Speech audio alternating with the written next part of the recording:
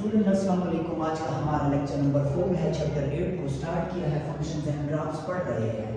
4 functions को मैंने explain किया है, फंक्शन की डेफिनेशन भी की है और बाकी फंक्शन से रिलेटेड डोमेन, रेंज और सारा कुछ हमने पढ़ा है। लेकिन अब जो टाइप है फंक्शन की, डिफरेंट टाइप्स और डिफरेंट काइंड्स ऑफ फंक्शंस को पढ़ रहे हैं। पहला हमारे पास है स्क्वायर रूट फंक्शन।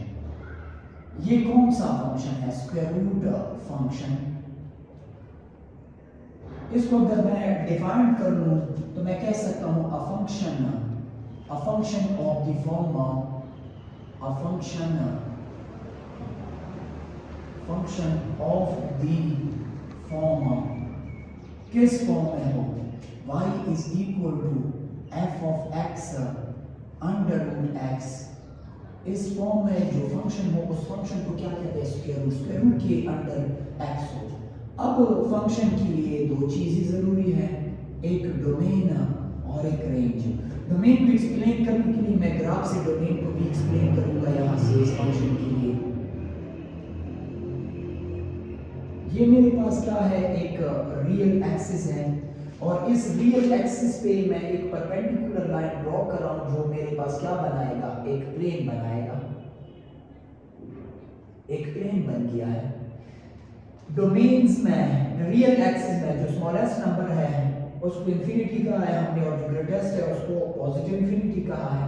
अब डोमेन्स को पढ़ रहे हैं। किसी फंक्शन के डोमेन का क्या मतलब है? वो रियल नंबर्स, वो इनपुट्स, वो प्री इमेजेस, वो एब्सिसस जिन पे फंक्शन डिफाइंड हो उनको हम सेट, डोमेन सेट कहते हैं उस फंक्शन की। अब अगर आप देख लीजिए डोमेन सेट इस फंक्शन की कौन सी सेट है। अब हम ये देखने जा रहे हैं कि इस फंक्शन की डोमेन सेट को हम कैसे लिखते हैं। अब अगर आप देख ले इसके डोमेन सेट में कौन सी नंबर शामिल है, रियल नंबर से तो मैं पुट कर दूंगा इसमें। अगर मैं x को 0 पुट करूं तो 0 पे डिफाइंड है तो ये रियल नंबर 0 ही रिजल्ट आ रहा है। अगर पॉजिटिव x पुट करूं तो पॉजिटिव रिजल्ट आएगा। लेकिन अगर नेगेटिव नंबर मैं पुट करूं x की जगह तो मेरे पास क्या आएगा? अंडर रूट के अंदर नेगेटिव नंबर आएगा। जब अंडर रूट के अंदर नेगेटिव नंबर आ जाए तो वो रियल नंबर फैमिली से तो नहीं है ना, वो इमेजिनरी नंबर है। हम कह सकते हैं कि इस पे ये डिफाइंड नहीं है। क्यों? क्योंकि इनपुट में हम रियल नंबर्स दे रहे हैं। फंक्शंस को चाहिए कि हमारे पास रेंज में भी रियल नंबर यूज आ जाए तो उसको हम फंक्शन कहते हैं, उसको हम रेंज और डोमेन सेट्स कहते हैं। रेंज सेट में भी रियल नंबर्स होनी चाहिए। अब मैं यहां से एक टेबल भी ड्रॉ कर रहा हूं इस फंक्शन के लिए। इस फंक्शन के लिए एक टेबल मैं ड्रॉ कर रहा हूं। अगर मैं x को 0 पुट कर लूंगा तो मेरे पास y क्या आएगा? 0 आएगा। इसके लिए वो ये पॉइंट है। x को अगर 1 पुट कर लूं तो ये क्या आएगा? अंडर रूट 1 जो इक्वल है 1 के। तो मैं लिख सकता हूं 1 पे कौन सा रिजल्ट दे रहा है ये फंक्शन? ये वैल्यू दे रहा है। अगर x की जगह मैं 2 पुट कर लूं तो अंडर रूट 2 देगा। ये क्या है? 1 पॉइंट समथिंग है, 1 से थोड़ा सा क्या है 2 पॉइंट समथिंग है, 2 से कम है। अंडर रूट 2 का क्या आएगा? अंडर रूट 2 को अगर आप कैलकुलेटर में देख लेते हैं तो आपके पास आता है अंडर रूट 2 का रिजल्ट। अंडर रूट 2 को मैं चेक करता हूं थोड़ा सा। अंडर रूट 2 से आ रहा है कि 1.41 मतलब क्या है? इस 2 से कम है। इस 2 पे क्या रिजल्ट आ रहा है? ये 2 है, 1.4, ये 1.5 है। यहाँ पे कोई पॉइंट आ रहा है। अगर 3 को पुट कर लोगे तो वो भी यहाँ पे कोई पॉइंट आएगा। तो इस तरह की इसकी ग्राफ बनेगी। इस तरह इस फंक्शन की ग्राफ होगी। जब इस तरह इस फंक्शन की ग्राफ होगी तो हम कह सकते हैं कि ये या तो 0 पे डिफाइंड है या ये 0 से ग्रेटर नंबर्स पे डिफाइंड है। x क्या होनी चाहिए? 0 या 0 से ग्रेटर। तो मैं कह सकता हूं डोमेन में क्या है? नॉन नेगेटिव रियल नंबर्स शामिल है। नॉन नेगेटिव रियल नंबर्स शामिल है। नॉन नेगेटिव रियल नंबर्स शामिल है। अब नॉन नेगेटिव रियल नंबर्स का क्या मतलब है? इसको मैं सेट में अगर रिप्रेजेंट करना चाहूं क्या है? 0 शामिल है, 0 से इंफिनिटी अचीवेबल है नहीं, इसलिए हम ये सिंबल लगाते हैं। तो इसके डोमेन में क्या है? नॉन नेगेटिव रियल नंबर शामिल है। नॉन नेगेटिव का मतलब क्या है? 0 और सारे पॉजिटिव नंबर। तो इसके डोमेन में ये नंबर्स शामिल है। तो हम कह सकते हैं इसके डोमेन क्या है, ये सेट है। और अगर रेंज को देख ले इस फंक्शन की रेंज में कौन से नंबर शामिल है, या 0 है या 0 से क्या है ग्रेटर है, तो हम से कह सकते हैं कि इसके रेंज में भी क्या है, यही नॉन नेगेटिव रियल नंबर्स है। 0 से लेके इंफिनिटी तक सारे नंबर्स इसके रेंज में पॉसिबल है, लेकिन स्पेसिफाइड फंक्शन के लिए रेंज स्पेसिफाइड होता है। डोमेन यहाँ पे जरूरी है कि हम क्या देखें, इसके डोमेन में नॉन नेगेटिव और रियल नंबर शामिल है। ये हर स्पेसिफाइड फंक्शन के लिए स्पेसिफाइड रेंज होता है और इसकी ग्राफ क्या है, ये फंक्शन। अब नेक्स्ट हमारे पास है फिफ्थ नंबर के है एब्सोल्यूट वैल्यू फंक्शन या modulus function. Absolute value function, या इसको हम दूसरा नाम भी दे देते हैं, वो कौन सा नाम है, मॉडुलस फंक्शन। मॉडुलस फंक्शन आपने एक जगह पे पढ़ा भी है, मॉडुलस को 9th में भी आप पढ़ चुके हैं। एब्सोल्यूट वैल्यू इक्वेशन को, वही absolute value equation modulus function है। फर्स्ट ईयर में भी आपने पढ़ा है चैप्टर फर्स्ट में कि मॉडुलस वैल्यू जो है इस कॉम्प्लेक्स नंबर की जब हम मॉडुलस लेते हैं तो वो क्या करता है, पोजीशन जाहिर करता है ओरिजिन से किसी प्लेन में। मैं क्या कहता था, मैं हर क्लास में ये कह रहा हूँ कि ये मैं चैप्टर 8 में फिर से पढ़ाऊंगा जब कॉम्प्लेक्स नंबर को पढ़ाता हूँ।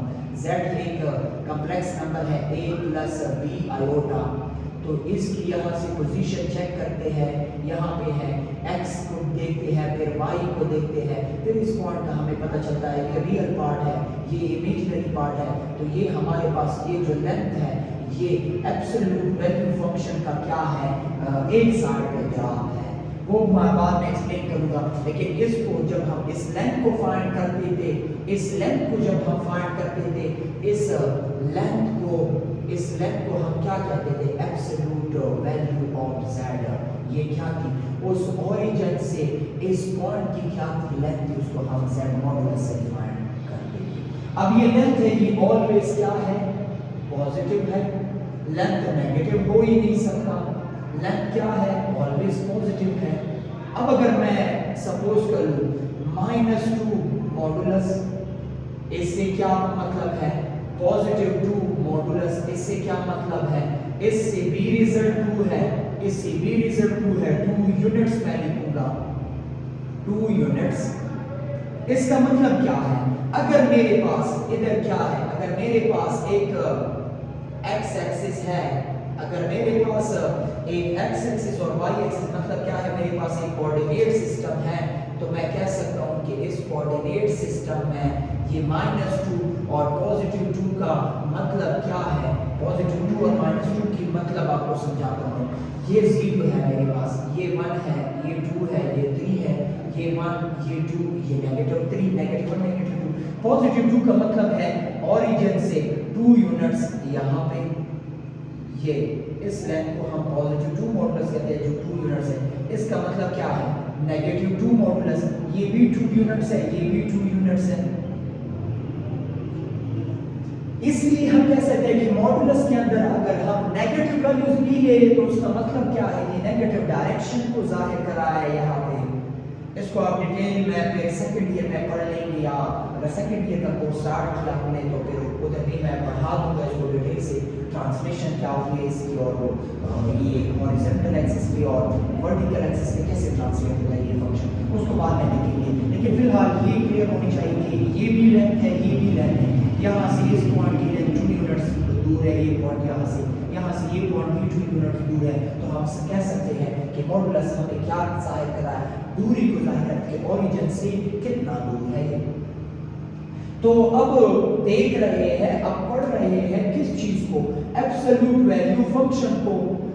इसकी 3 पॉसिबिलिटीज हैं, इसका रिजल्ट पॉजिटिव भी आ सकता है, इसका रिजल्ट नेगेटिव भी आ सकता है, इसको हम 0 के इक्वल भी ले सकते हैं। इसको मैं इधर एक्सप्लेन करूंगा। ये कौन सा फंक्शन है, अ function of the form, a function of the form, किस फॉर्म में होनी चाहिए ये function, f of x is equal to y which is equal to modulus x। अब ये मॉडुलस x क्या है, इसके तीन पॉसिबिलिटीज है। x यहाँ तो पॉजिटिव हो सकता है, x यहाँ इक्वल टू 0 हो सकता है, x यहाँ नेगेटिव हो सकता है। पॉजिटिव कब होगा, जब x की वैल्यू ग्रेटर देन 0 होगी। 0 कब होगा, जब x इक्वल टू 0 होगी। नेगेटिव कब होगा, जब लेस देन क्या होगी, 0 होगी इसकी वैल्यू।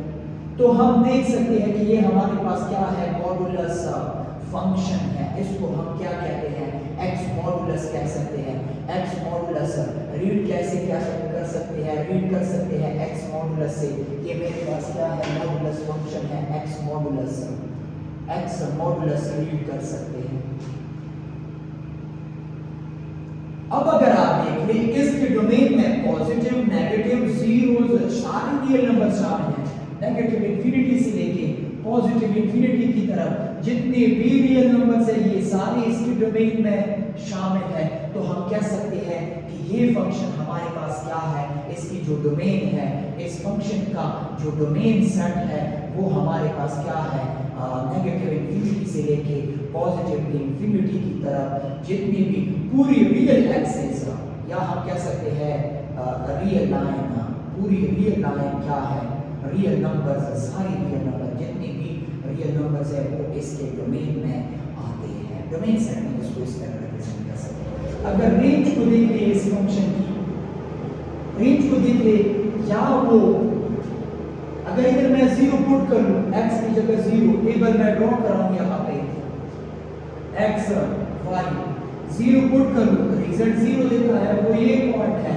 अब अगर पॉजिटिव 1 पुट कर लूं तो पॉजिटिव 1 आता है, 2 पुट कर लूं तो पॉजिटिव 2 आता है। तो मैं लिख सकता हूं 1 पे ये पॉइंट दे रहा है, 2 पे ये पॉइंट दे रहा है, 3 पे फिर ये पॉइंट देगा, ये पॉइंट देगा 3 पे।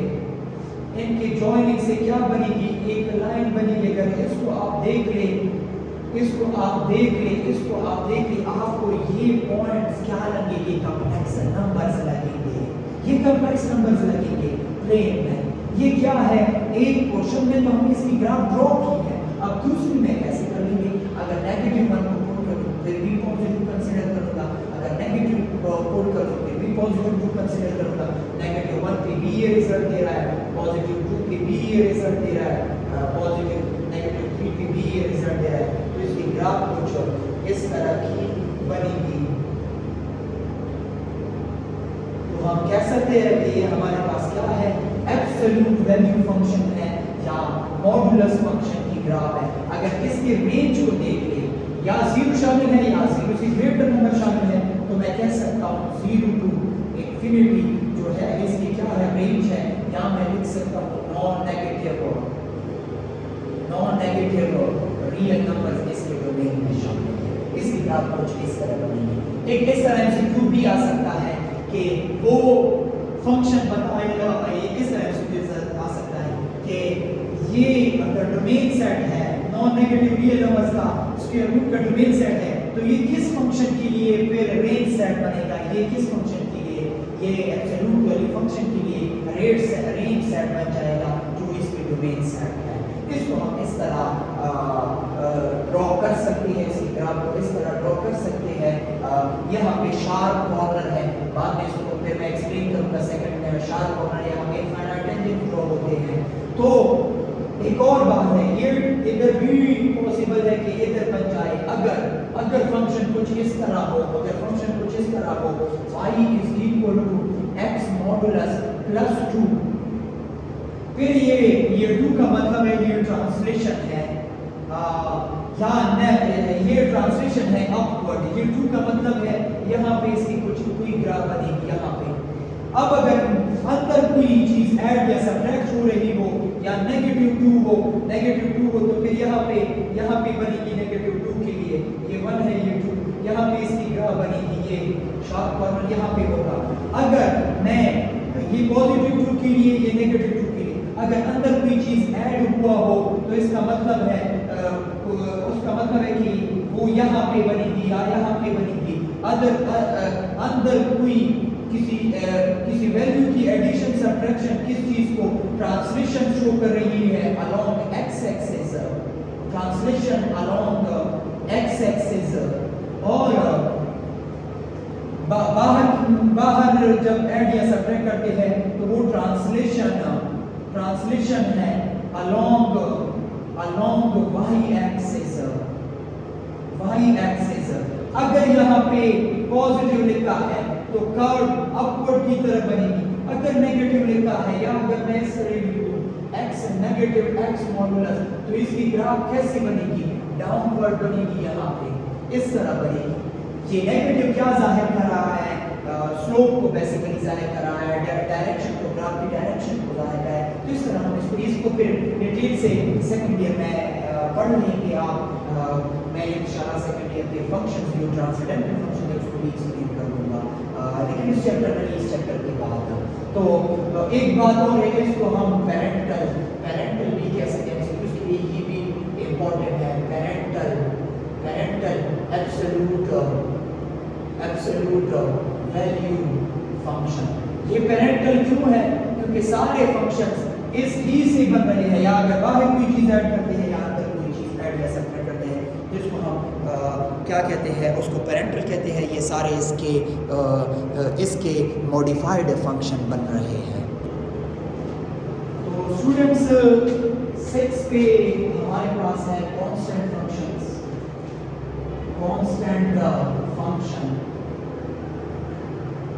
ये कौन सी फंक्शन है? A function of the form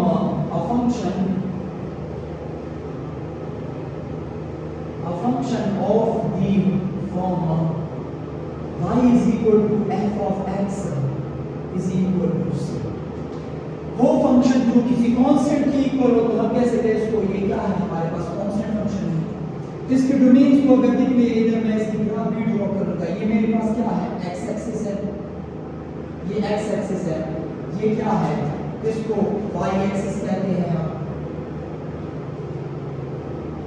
ये क्या है, y एक्सिस है। अब इस x एक्सिस में से अगर मैं इधर ये इसकी मैं एक एग्जांपल लूंगा, for example y is equal to f of x, कोई फंक्शन है वो है मेरे पास 2। इसका मतलब क्या है, हम जितनी भी एक्सपोर्ट कर लेंगे इधर, जितनी भी एक्सपोर्ट कर लेंगे इस फंक्शन के डोमेन में, x को अगर मैं 0 पुट करूं तब भी ये 2 दे रहा है। 2 क्यों दे रहा है, इधर हमारे पास क्या है, x पावर 0 है, x की जगह अगर आप जो वैल्यू पुट कर ले, 1 पुट कर ले, 2 पुट कर ले, 3 पुट कर ले, 4 पुट कर ले, -1 पुट कर ले, -2 पुट कर ले, उनकी पावर क्या है, 0 है, इसलिए any power 0 is equal to 1 आता है। तो हमारे पास कांस्टेंट 2 के इक्वल होते हैं, सारे रेंज सिर्फ 2 ही सारे डोमेन से आता है। तो हम कह सकते हैं कि सारे डोमेन्स में से अगर हर एक डोमेन को हम किस फंक्शन में पुट कर ले तो हमारे पास क्या आएंगे, हमारे पास एक ही वैल्यू आएगी, वो क्या होगी, 2 होगी। तो हम कह सकते हैं कि ये क्या है, ये फंक्शन सारे रियल एक्सिस पे डिफाइंड है, तो हम कह सकते हैं कि इसके डोमेन में क्या है, इसके डोमेन में सारे रियल एक्सिस शामिल है, सारे रियल नंबर शामिल है। तो हम कह सकते हैं नेगेटिव इंफिनिटी से लेके पॉजिटिव इंफिनिटी की तरफ ये इसका डोमेन है। और अगर इस रेंज को देख ले तो इधर तो मैंने सी लिखा है, सिंगलटन सेट मैं लिखूंगा, जनरली सिंगलटन सेट है हमारे पास, वही नंबर है जिसके ये इक्वल होगा। जैसे यहाँ पे रेंज 2 दे रहा है, इसकी रेंज इस फंक्शन के लिए मैं रेंज लिखूंगा। यहाँ पे रेंज क्या है मेरे पास, सिर्फ 2 ही है, सिंगलटन सेट हम कह सकते हैं। ये इसका क्या है, रेंज है हमारे पास। तो हम कह सकते हैं ये क्या है, कांस्टेंट फंक्शन है। अब नेक्स्ट हमारे पास है identity function number 7, identity function. ये कौन सी फंक्शन है, आइडेंटिटी फंक्शन हमारे पास वो फंक्शन है, for example a function of the of the form, किस फॉर्म में हो, y is equal to f of x, x की फॉर्म में हो, तो हम कह सकते हैं इस फंक्शन को कि हमारे पास क्या है, आइडेंटिटी फंक्शन है। इस फंक्शन के डोमेन में भी सारे रियल नंबर शामिल है और रेंज में भी सारे रियल नंबर शामिल है। क्यों? क्योंकि इसकी डोमेन और रेंज सेट आपस में इक्वल है। सारे डोमेन और रेंज सेट आपस में क्या है, इक्वल है। तो हम कह सकते हैं इसके डोमेन सेट में सारे रियल नंबर शामिल है और रेंज सेट में भी सारे रियल नंबर शामिल है। तो मैं कह सकता हूँ ये इसकी क्या है, ये इसकी ये मेरे पास क्या है, x एक्सिस है, ये y एक्सिस है। तो अगर मैं इधर एक टेबल ड्रॉ करूं, या टेबल ड्रॉ करने की जरूरत नहीं है, x को अगर मैं 0 पुट कर दूं तो 0 रिजल्ट आएगा, 1 पुट कर दूं 1 आएगा, 2 पुट कर दूं तो 2 आएगा, -1 पे -1 आएगा, -2 पे -2 आएगा। तो ऐसे इस तरह एक लीनियर ग्राफ ड्रॉ होगी। इसका डोमेन और रेंज सेट हमारे पास क्या है, डोमेन सेट और रेंज सेट क्या है, वो इक्वल है नेगेटिव इंफिनिटी से लेके पॉजिटिव इंफिनिटी। ये इसकी क्या है, डोमेन और रेंज दोनों साइड्स इक्वल है। आगे हमारे पास क्या है, एक रेशनल फंक्शन है, रेशनल फंक्शन, रेशनल फंक्शन। ये कौन सी फंक्शन है, अ function of the form, half function of the, वो फंक्शन जो किस फॉर्म में हो, y is equal to f of x, p of x divided by q of x, where q of x is not equal to 0। तो हम कह सकते हैं कि ये फंक्शन हमारे पास क्या है, रेशनल फंक्शन है।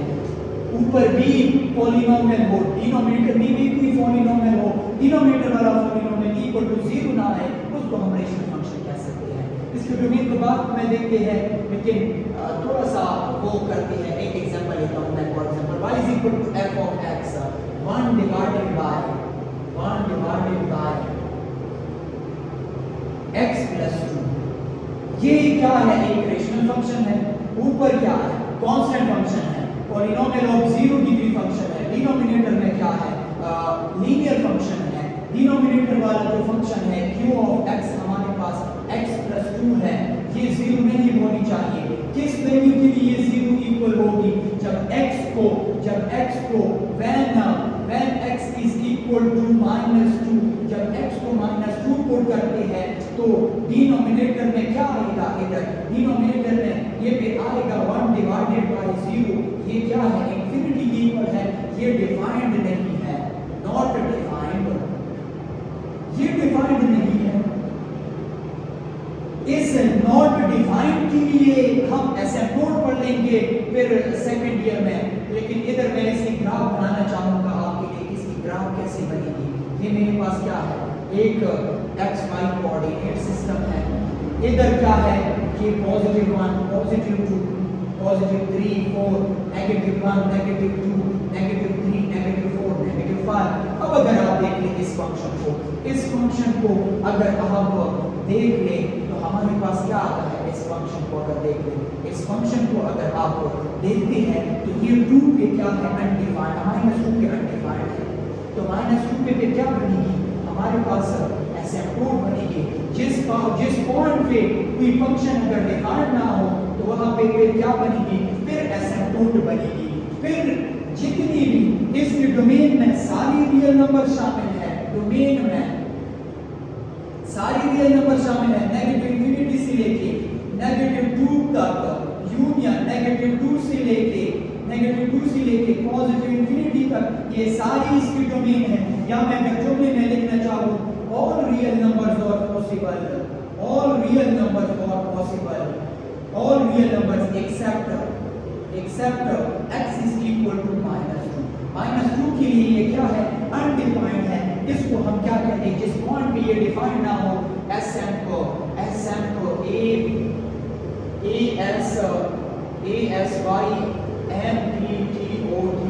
एसिम्प्टोट बनेगा जिस पे ये डिफाइंड है। फिर इसकी ग्राफ कुछ इस तरह बनेगी, इस तरह इसकी ग्राफ कुछ ऐसी बनेगी। इसको हम कहते हैं कि हमारे पास क्या है, रेशनल फंक्शन है। इसकी रेंज ना इसका स्पेसिफाइड डोमेन होता है, ना हर फंक्शन का अपना स्पेसिफाइड डोमेन होता है। इस तरह नहीं है कि इसके लिए हम कहते हैं सारे कांस्टेंट फंक्शन का डोमेन नेगेटिव इन्फिनिटी से लेकर पॉजिटिव इन्फिनिटी की तरफ है, या इस तरह बात कहते हैं। इसकी डोमेन पे को हम चेक कर लेंगे, डिनोमिनेटर पे रिस्ट्रिक्शन को देखेंगे, डिनोमिनेटर पे रिस्ट्रिक्शन होती है, रिस्ट्रिक्शन डिनोमिनेटर पे रिस्ट्रिक्शन होती है, उस रिस्ट्रिक्शन को हमने देखना है, वो वहाँ पे हमने रिस्ट्रिक्शन की है तो 2 पे ये क्या है, अनडिफाइंड है। इसके अरेंजमेंट में क्या नंबर आते हैं, 2 के अलावा सारे नंबर इसके रेंज में भी पॉसिबल है, नेगेटिव भी पॉसिबल है, पॉजिटिव भी सारे पॉसिबल है। अब दो और फंक्शंस रहते हैं, एक को हम कहते हैं इवन फंक्शन और दूसरे को कहते हैं ऑड फंक्शन, वो भी डिस्कस करते हैं। अगर आप स्क्रीनशॉट लेना चाहते हैं तो एक स्क्रीनशॉट ले सकते हैं आप। अब दो और फंक्शन है, लास्ट 2 फंक्शन है, वो मेरे पास क्या है, इवन एंड ऑड फंक्शन। उन दो फंक्शंस को भी एक्सप्लेन करते हैं। मेरे पास क्या है, एक फंक्शन है नंबर 9 इवन फंक्शन।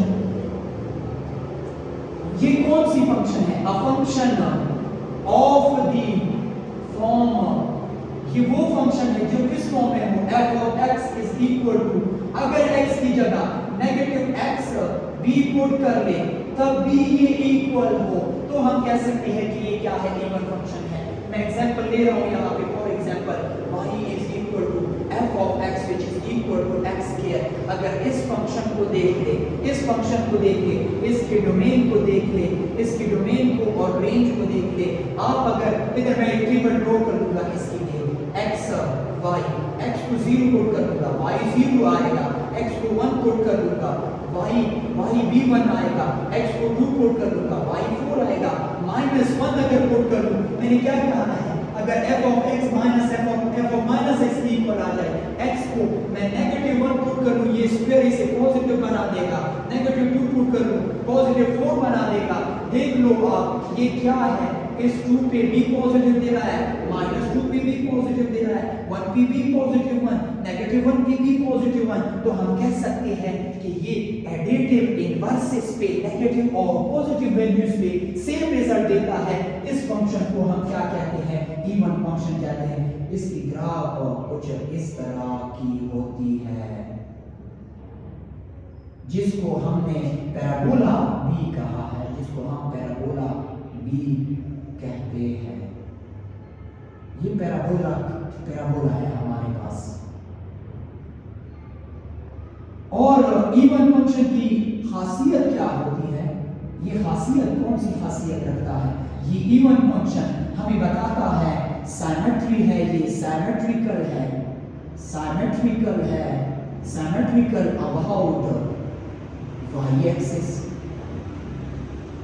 ये y एक्सिस पे क्या है, सिमेट्रिकल है। y एक्सिस कौन सी, ये y एक्सिस है। y एक्सिस पे हर इवन फंक्शन क्या होता है, सिमेट्रिकल होता है। हर उस फंक्शन को हम सिमेट्रिकल कहते हैं जो y एक्सिस पे उसकी सिमेट्री बनती हो।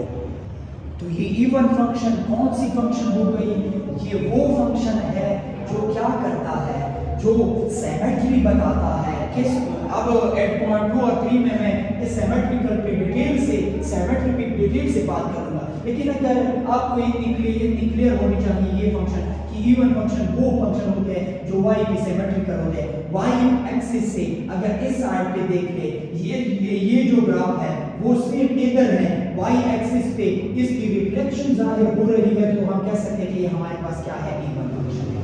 इसलिए कंडीशन ये होनी चाहिए, अगर x की जगह नेगेटिव वैल्यू पुट कर ले, जैसे +2 -2 -1 +1, सेम रिजल्ट आता है, तो हम कह सकते हैं कि ये इवन फंक्शन है। लास्ट पे हमारे पास है ऑड फंक्शन। ये कौन सी फंक्शन होती है, अ function of the form, a function of the form. किस फॉर्म में होनी चाहिए ये, y is equal to f of x। अगर f of x की जगह नेगेटिव x पुट कर ले तो negative f of x result आता हो, फिर हम कह सकते हैं कि ये क्या है, ये ऑड फंक्शन है। मैं एक एग्जांपल लिखूंगा इधर, फॉर एग्जांपल मेरे पास है y is equal to f of x x cube.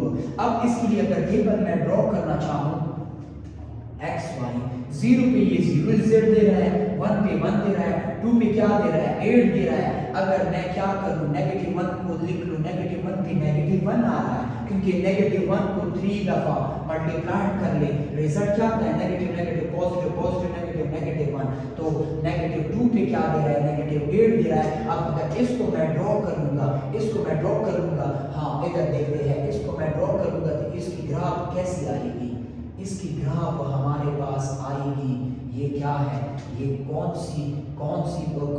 सा फंक्शन है, ये ऑड फंक्शन है। इसकी ग्राफ कुछ ऐसे आएगी 0 पे 0, 1 पे 1, नेगेटिव 1 पे नेगेटिव 1, 2 पे 8 फॉर एग्जांपल ये 8 है मेरे पास, और -2 पे 8 फॉर एग्जांपल ये है। तो इसकी ग्राफ कुछ इस तरह बनेगी। हम कह सकते हैं कि ये क्या है, ये साइमेट्रिकल है, साइमेट्रिकल अबाउट, साइमेट्रिकल है, साइमेट्रिकल अबाउट ओरिजिन। ओरिजिन पे ये क्या है, साइमेट्री को जाहिर कर रहा है। इसको मैं डिटेल से दो फंक्शंस को, कई फंक्शंस को इसके रिलेटेड एमसीक्यूज भी जितने आते हैं उन सारों को मैं 8.2 के थ्योरेटिकल कांसेप्ट्स में इंशाल्लाह एक्सप्लेन करूंगा 8.3 और 8.2 के कांसेप्ट में। आपको फंक्शंस के हवाले से बताना था, ये था हमारे पास डिफरेंट टाइप्स ऑफ फंक्शंस के मुतालिक लेक्चर। इस लेक्चर को और से देख ले, क्योंकि फिर बाद में मैंने ये पॉइंट्स आगे मोर मॉडिफाइड बताने हैं, इसको मैंने और डिटेल से एक्सप्लेन करना है। लेकिन आपको दो बातें क्लियर होनी चाहिए, ये सिमेट्रिकल अबाउट वाई एक्सिस है, ये सिमेट्रिकल अबाउट ओरिजिन है। आया ये सिर्फ ओरिजिन पे हो सकता है, या अबाउट दी ओरिजिन, या down the word down origin, या यहाँ पे भी सिमेट्री हो सकती है। ये आपके लिए असाइनमेंट भी है, मैं बाद में एक्सप्लेन भी करूँगा। या ये सिर्फ यहाँ पे सिमेट्रिकल है, अबाउट वाई एक्सिस पे अबाउट सिमेट्रिकल है या नहीं है, या अगर मैं x² + 2 को लिख दूँ तो फिर तो पैराबोला किधर बनेगा, इधर बनेगा इस 2 पे। आया ये सिमेट्रिकल है या नहीं है, या अगर इसके साथ कोई नंबर मैं ऐड कर दूं या सब्ट्रैक्ट कर दूं तो ये या ऊपर जाएगा, ये फंक्शन यहाँ पे बनेगा या यहाँ पे बनेगा। तो फिर हम देखते हैं कि ये क्या है, ये सिमेट्रिकल है या नहीं है। आज के लिए इतना ही। आपको थोड़ा सा फंक्शन के मुताबिक बताना था कि ये फंक्शंस है जो ये उनके ग्राफ्स हैं और ये इनके डोमेन्स और एक सेट्स हैं। अब देखते हैं आगे लेक्चर में फर्स्ट फंक्शन को एक्सप्लेन करने के फिर 8.1 एक्सरसाइज पे जाएंगे। आज के लिए इतना ही स्टूडेंट, अल्लाह हाफिज।